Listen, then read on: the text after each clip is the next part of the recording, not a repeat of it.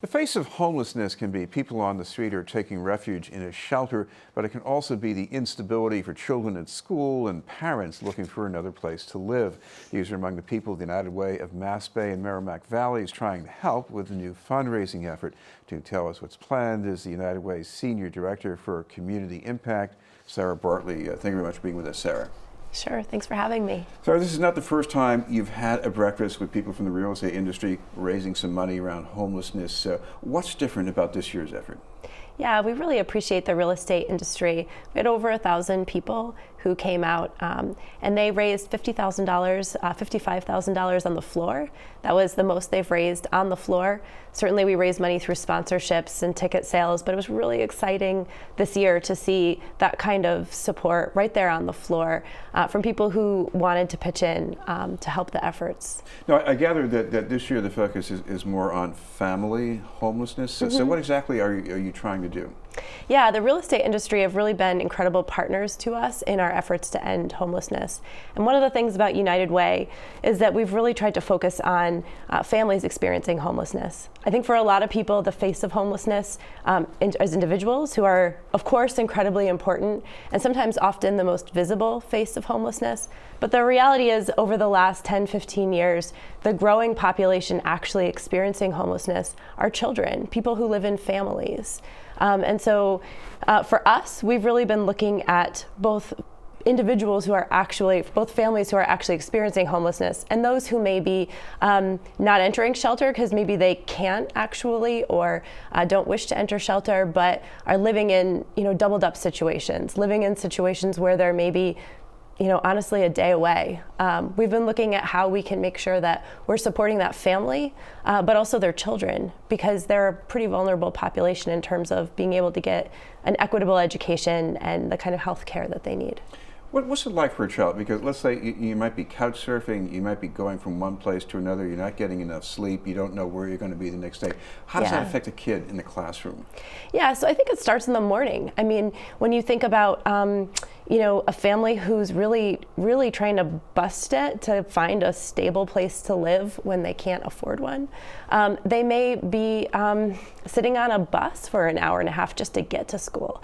We've had families, moms tell us about getting a toddler up at 5 o'clock in the morning, to get on a bus, to get them to their school. That may be an hour and a half away, and then getting on another bus to get to their job because they're working all day long. And then they got to do it all again in reverse in order to go get that child, pick them up, and get back to the shelter where they're staying. It can be really grueling, honestly. Most of the families I know who live in shelter are exhausted at the end of the day, both physically exhausted, but then also sometimes just demoralized by how hard they're working and the reality that they still aren't able to afford a safe, stable place to live. And so that's what we've been focusing on. I think it starts, it can start in the morning, but for that kid who maybe doesn't have enough food at home, who's relying on the meals they're eating at school, who's maybe got a long bus ride, they are starting their day at a disadvantage. One partnership you supported to try to do something about this is in Lynn. What did you see there that's encouraging? Yeah. So about 6 or 7 years ago, we had the opportunity to go to the city and say, schools are in a really unique position because they're often aware of a family who's had, who's maybe not quite homeless yet, who may be in sort of a doubled up situation. They're sort of just trying to hold things together before they've entered a shelter situation. So schools often, they do identify kids who are living in that kind of a situation. And so we gave the social workers in the school the opportunity to refer a family sooner. And to make sure that that family is able to get served, both the parents and the community are able to get access to the resources they need around housing and employment. But then also there's a social worker in the schools who is really looking at that kid's education and advocating for the kids, both during the day, but also out of school time. Are they getting that kind of out of school time opportunities that they might need? So it was really, what's been hopeful is seeing how the community is really organizing itself differently. So instead of expecting a family who's in an incredibly vulnerable and difficult situation to go navigate the whole system of resources on their own, we're taking the community and really wrapping it around a family.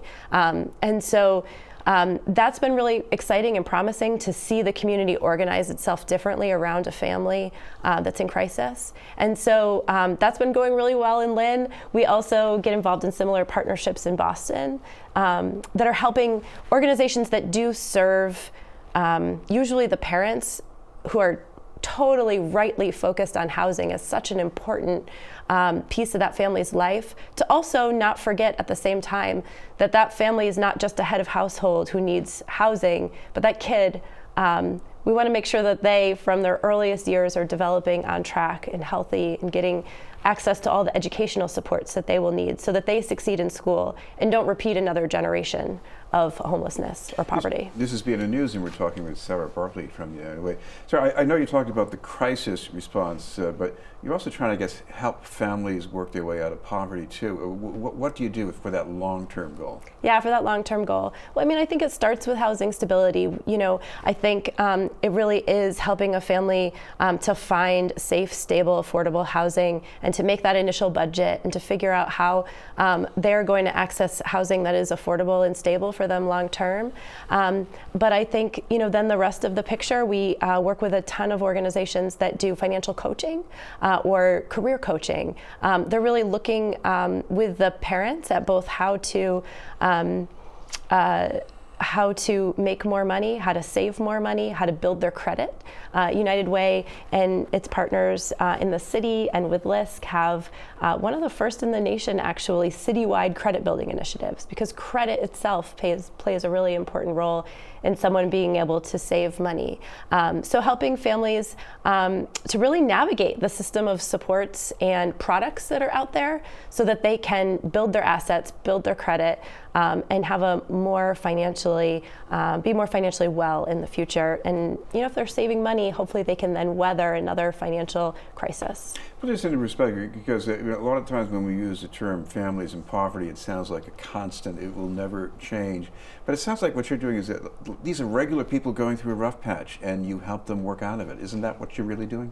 Yeah, I mean, I think one of the biggest determinants that a family might face homelessness, they're no different than any other family who's on, you know, a tight income. I think usually the difference is that they've had some kind of precipitating incident, so a job loss, an unexpected medical bill, a car repair. I mean, we often, when we look at, you know, really kind of dig into people's stories, and you really kind of look at what is the thing that caused this family's finances to spiral. It can be as small as a $400 car repair bill. I think the reality is when people are living paycheck to paycheck, it's small things. And so, you know, a lot of people don't have, you know, that kind of $1,000 in savings that they might need to weather a real significant financial impact, which we all know can happen very easily. It's really anybody who's living paycheck to paycheck. And so that's why we focus on, if somebody, you know, sort of has that stable platform of housing, we love to work on financial coaching, career coaching, really help people to make and save more money and build their credit.